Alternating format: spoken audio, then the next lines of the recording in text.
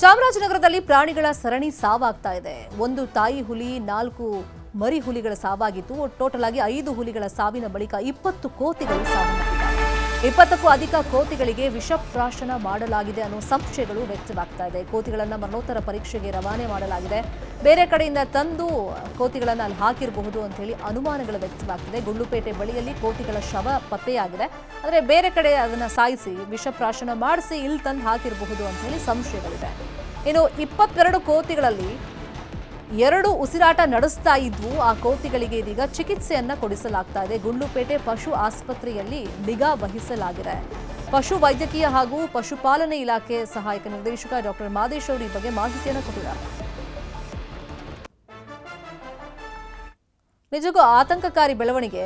ಚಾಮರಾಜನಗರದಲ್ಲೇ repeatedly ಇಂತಹ ಘಟನೆಗಳು ಸಂಭವಿಸ್ತಾ ಇದೆ. ಒಂದ್ ಕಡೆ 5 ಹುಲಿಗಳ ಸಾವು ಪ್ರಕರಣದ ತನಿಖೆ ಚುರುಕನ್ನ ಪಡ್ಕೊಂಡಿದೆ. ಈ ಬೆನ್ನಲ್ಲೇ ಈಗ ಕೋತಿಗಳ ಮಾರಣ ಹೋಮ ಆಗಿದೆ. ಇಲ್ಲೂ ಅಷ್ಟೇ ವಿಷಪ್ರಾಶನ ಮಾಡಿ ಕೋತಿಗಳನ್ನ ಕೊಂದು ಹಾಕಿರಬಹುದು ಅಂತೇಳಿ ಸಂಶಯಗಳು ವ್ಯಕ್ತವಾಗ್ತಾ ಇದೆ.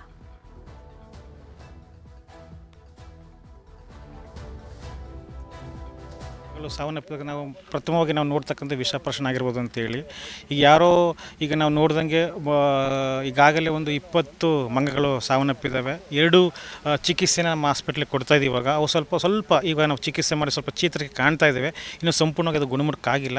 ಈಗಾಗಲೇ ನಮ್ಗೆ ಮಾಹಿತಿ ಬಂದ ತಕ್ಷಣ ನಾವು ಸ್ಥಳಕ್ಕೆ ಪರಿಶೀಲನೆ ಮಾಡಿ ಈಗಾಗಲೇ ಅದನ್ನು ನಮ್ಮ ಅರಣ್ಯ ಇಲಾಖೆಯಿಂದ ಮತ್ತು ಪೊಲೀಸರಿಂದ ಅವ್ರಿಗೆ ಮನವಿ ಬಂದ ನಂತರ ಅದಕ್ಕೆ ಮುಂಚಿನ ಒಂದು ಶವ ಪರೀಕ್ಷೆಯನ್ನು ಮಾಡಿ ಅದನ್ನು ಸ್ಯಾಂಪಲ್ಸ್ಗಳನ್ನ ಫೊರೆನ್ಸಿಕ್ ಲ್ಯಾಬ್ಗೆ ಕಳಿಸ್ಕೊಡ್ತೀವಿ. ನಂತರ ಯಾವ ವಿಷದಿಂದ ಮಂಗಗಳು ಸಾವನ್ನಪ್ಪಿದೆ ಅಥವಾ ನಿಖರವಾದ ಕಾರಣ ಅಂತ ತಿಳಿದು ಬರುತ್ತೆ. ಬಹುಶಃ ಇಲ್ಲಿ ನಾವು ರೈತರನ್ನ ವಿಚಾರ ನೋಡಿದಾಗ ಇಲ್ಲಿ ಸುತ್ತಮುತ್ತ ಯಾವುದೇ ಥರದ ಮಂಗಗಳ ಹಾವಳಿ ಇಲ್ಲ, ಇಲ್ಲೆಲ್ಲೂ ಕಂಡು ಬಂದಿಲ್ಲ. ಅದು ಹೊರಗಡೆಯಿಂದ ಯಾರು ತಂದು ಹಾಕಿರ್ಬೋದು ಅಂತ ಅವರು ರೈತರು ಹೇಳ್ತಾ ಇದ್ದಾರೆ. ಕೊಡ್ಸೋಗೆ ಮತ್ತು ಕಂದೆಗಲ ಗ್ರಾಮ ಮುಖ್ಯ ರಸ್ತೆಯಲ್ಲಿ ಸುಮಾರು 20ಕ್ಕಿಂತ ಹೆಚ್ಚು ಕೋತಿಗಳ ಮಾರಣಹೋಮ ನಡೆದಿದೆ. ಅಂದರೆ ಬೇರೆ ಕಡೆ ವಿಷಪ್ರಾಶನ ಮಾಡಿ ಆ ಕೋತಿಗಳನ್ನ ಈ ಮೇನ್ ರೋಡಲ್ಲಿ ತಂದು ಇಟ್ಟೋಗಿದ್ದಾರೆ ಯಾರೋ ಕಟಕರು. ಆದರೆ ನಾವು ಕೇಳ್ಕೊಳ್ಳೋದಿಷ್ಟೇ, ಆ ಕೋತಿಗಳಿಗೂ ಕೂಡ ನಮ್ಮ ರೀತಿ ಜೀವ ಇರುತ್ತದೆ, ನಮ್ಮ ರೀತಿ ಪ್ರಾಣ ಇರ್ತದೆ. ಆ ವಿಷ ಯಾರು ಹಾಕಿದ್ದಾರೆ ಅವ್ರ ವಿರುದ್ಧ ಫಾರೆಸ್ಟ್ ಇಲಾಖೆ ಮತ್ತು ಪೊಲೀಸ್ ಇಲಾಖೆಯವರು ತನಿಖೆ ನಡೆಸಿ ಸೂಕ್ತವಾದ ಕಾನೂನು ಕ್ರಮ ಕೈಗೊಳ್ಳಬೇಕು.